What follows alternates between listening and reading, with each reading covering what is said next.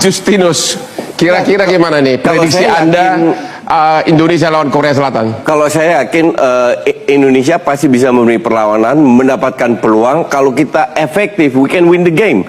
Cuman yang saya takuti kan kayak kita ada 2 kali dapat penalti loh dalam 2 match yang berbeda. Nah, kayak gini tuh harus dihindari. Tapi kalau secara permainan kita nggak kalah, tinggal fokus mindset masuk lapangan untuk menang. Tidak ada pilihan lain, hanya menang. And we can win the game.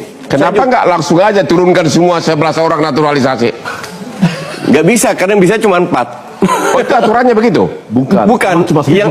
Yang lain dari 13 tadi itu sudah senior. Oh, dari di atas segi umur. 23. Paling Justin, ada satu lagi siapa? Elkan Bagot. Tapi Elkan Bagot nggak dilepas sama klubnya.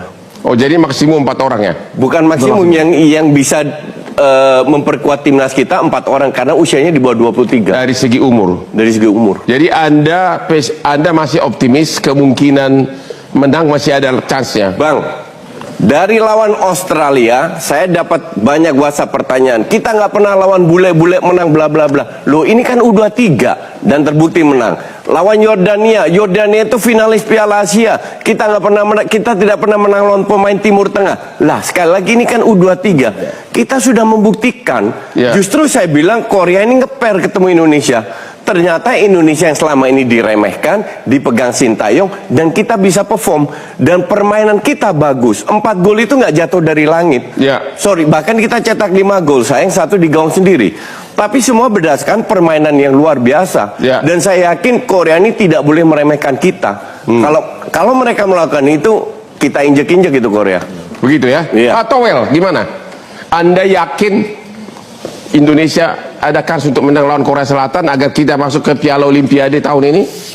Kans ya itu tadi tergantung satu. Kalau bisa main seperti Yordania, peluang itu menjadi ada. Kalau bisa main seperti lawan Yordania. Waktu itu apa ciri khas waktu main sama Yordania apa? Karena secara tim mainnya oke, terutama dalam proses transisi. Transisinya bagus. Jadi defense sama menyerangnya bagus.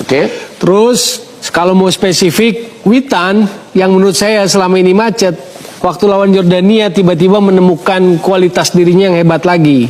Itu kalau kita bicara individu. Tapi Korea kan juga kita harus respect dalam konteks sepak bola itu harus respect, bukan tim sembarangan.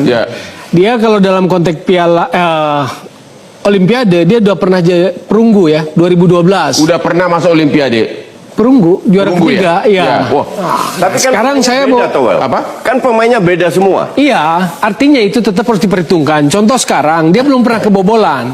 Kalau kita bicara yang sekarang. Sekarang belum pernah kebobolan. Belum, dia lawan Uni Emirat Arab menang 1-0. Jumat pagi akan kebobolan. Lawan Cina 2-0, lawan Jepang 1-0. Artinya ini bukan lawan yang mudah. Dalam konteks sepak bola itu nggak bisa sekedar omon-omon gitu loh. Tapi satu lagi. Di sidang MK pun nggak boleh omong-omong, buktinya kalah yang omong-omong. Jadi satu lagi Bang, tadi kan Bang Arya cerita Nathan Chuaon dipinjam 1 minggu, balik lagi ke klub bisa di ini lagi. Satu hal itu upaya yang patut diapresiasi, upaya serius dari ketua umum lah. Saya PSSI ketua umum lah spesifiknya. Pak Erik.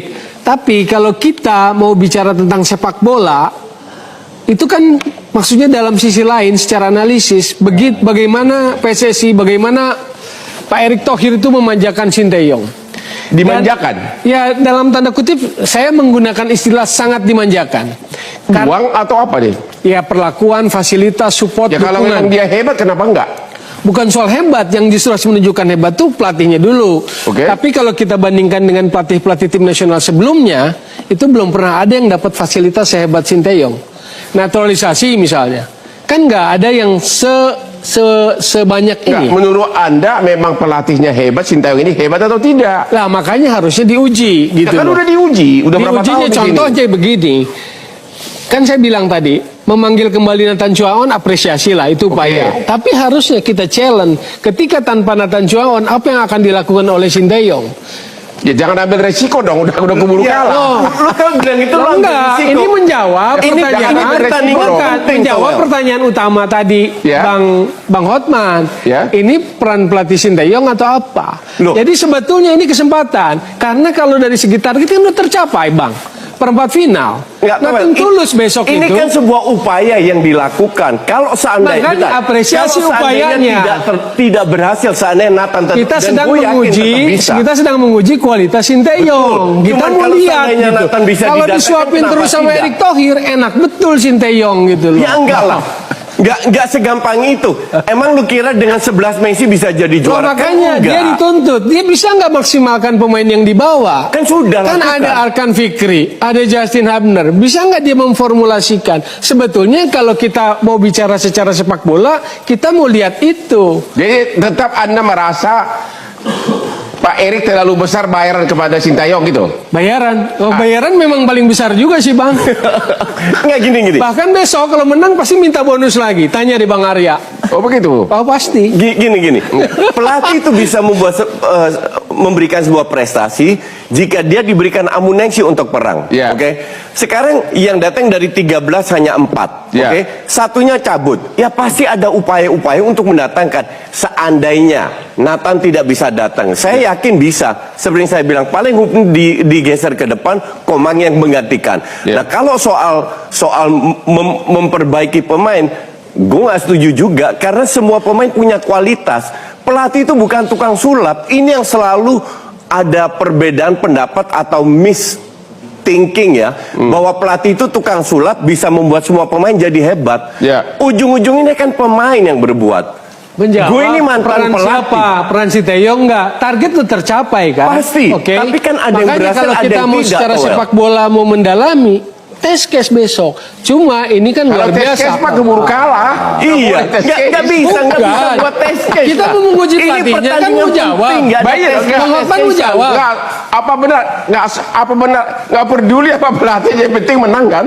Iya. Iya. Nggak, cuman lu nggak bisa bilang test case. Dan gue yakin kalau nggak ada Nathan, Tugas Sintayong pelatih bisa tim nasional apa bang? meraih prestasi. Oke, Pak Haji Santoso. Meningkatkan kualitas juga. Pak Haji Santoso, halo. Ya. Apakah menurut Anda sebagai pelatih, Sintayong ini terlalu dimanjakan dengan berbagai fasilitas? Ya, kalau saya berbicara secara netral, menurut saya sah-sah saja menurut saya, karena kita tahu sendiri Coach Sintayong juga mantan pelatih Piala Dunia. Jadi Oke. kenapa Coach Sintayong katanya Bung Towel dapat perlakuan istimewa, ya memang sesuai dengan kualitas mereka itu loh.